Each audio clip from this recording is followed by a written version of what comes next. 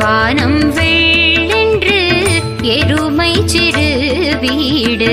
மேவான் பரந்தன காண் மிக்குள்ள பிள்ளைகளும் போவான் போகின்றானை போகாமல் காத்துன்னை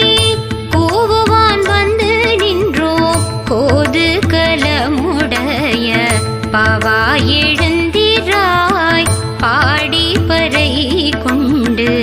மாவாய் பிளந்தார்